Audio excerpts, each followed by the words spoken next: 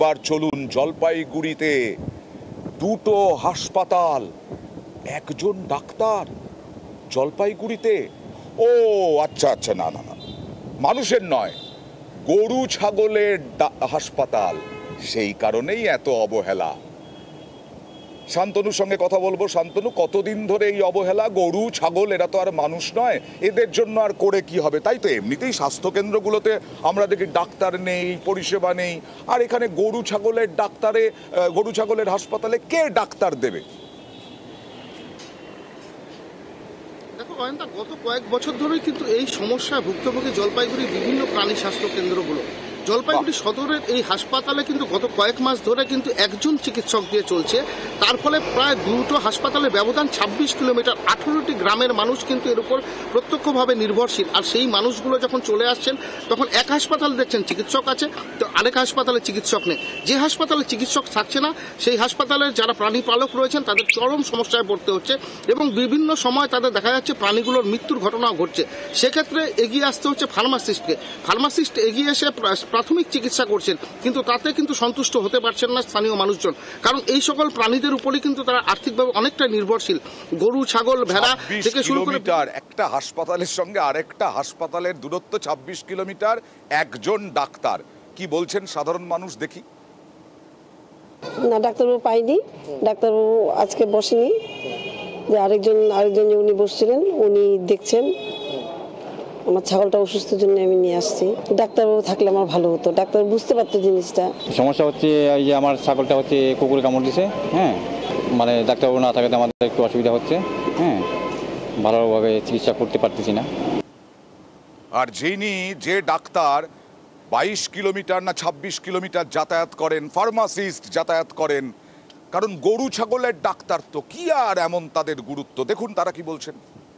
আমার তরফ থেকে আমি যতটুকু পারছি ততটুকু মানে চেষ্টা করছি সময় দেওয়ার, দু তরফেই সময় দেওয়ার চেষ্টা করছি, যাতে প্রাণী পালকরা হ্যাম্পার হয় না। হ্যাঁ, আমি প্রতিদিন তো এক সেন্টারে বসতে পারছি না, কোনো ওখানে হয়তো 4 দিন যাচ্ছি, এখানে হয়তো 2 দিন আসছি, একটু পরিষেবা। তবুও আমার বলা থাকে যে ফার্মাসিস্ট আছেন, গ্রুপ ডি আছেন, বা এখানে বিএলডিও সাহেব আছেন, আমাকে বলা আছে যে যদি কোনো অসুবিধায় পড়ে তারা আমাকে অবশ্যই যোগাযোগ করে যদি আমি যতটা সহযোগিতা করার সেটুকু করব। যে নভেম্বরের 3 তারিখে আমাদের আগে যে ডাক্তারবাবু ছিলেন উনি ট্রান্সফারে চলে গেছেন। আমাদের এবিএসসি যে ডাক্তারবাবু আছে, ডাক্তার চয়ন মূলন, উনি দায়িত্বে আছেন, ঠিক আছে। উনি মঙ্গলবার, বৃহস্পতি 2 দিন, শনিবারেও আসছেন, 3 দিন করে আসেন, আর বাকি 2 দিন আমাদের সামলাতে হয় আর কি। তাদের ডাক্তার দিলে সুবিধা হয়, মানে স্থায়ী ডাক্তার দিলে এখানে চাপ আছে আর কি। আচ্ছা, চিকিৎসা করাতে তো শান্তনু দলে দলে গরু ছাগল আসবে এই 2 হাসপাতালে, ডাক্তার কি আসবেন আরো? দেখো, এখনো পর্যন্ত কিন্তু শুধু আশ্বাসই শোনা গেছে, কিন্তু বছরের পর বছর কিন্তু এই সমস্যায় ভুগছে জলপাইগুড়ির বিভিন্ন প্রাণী স্বাস্থ্য কেন্দ্রগুলো।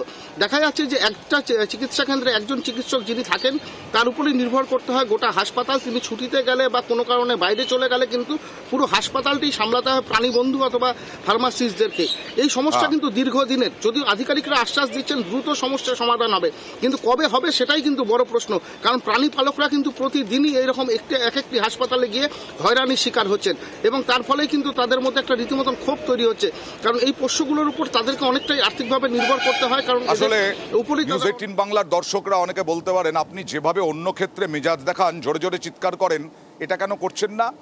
আসলে গরু ছাগলের হাসপাতাল না, ওই জন্যই করছি না।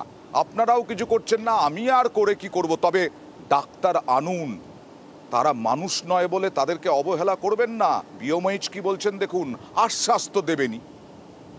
আমরা ঊর্ধ্বতন কর্তৃপক্ষকে জানিয়েছি, ঊর্ধ্বতন কর্তৃপক্ষ ব্যবস্থা নিচ্ছেন, হয়তো খুব দ্রুতই ডাক্তার পাঠাবেন, কিন্তু যতক্ষণ না ডাক্তার আসছে একটা সাময়িক সমস্যা থাকছে। সেক্ষেত্রে ওই ঘুঘুডাঙ্গা যিনি ডাক্তারবাবু আছেন তিনি সপ্তাহে 2 দিন আসেন, 2 দিন এখানে ডিউটি করেন, 3 দিন ঘুঘুডাঙ্গায় ডিউটি করেন। যেদিন উনি আসতে পারেন না মাঝে মাঝে আমাকেও কাজ করতে হয়। এটা এখানে যদি পার্মানেন্ট ডাক্তার পাওয়া যায় ভালো হয়। আমাদের ক্যামেরা যখন পৌঁছয় তখন সবাই বলেন ঊর্ধ্বতন কর্তৃপক্ষের কাছে পৌঁছেছি। সৌমেনদা, আমার ক্যামেরা পার্সন, ঊর্ধ্বতন কর্তৃপক্ষ কত তলা অবধি জানি না, আমরা জানি না, বিশ্বাস করুন, কিন্তু আমাদের ডাক্তারটা চাই। গরু ছাগলের ডাক্তার হলেও ডাক্তার চাই।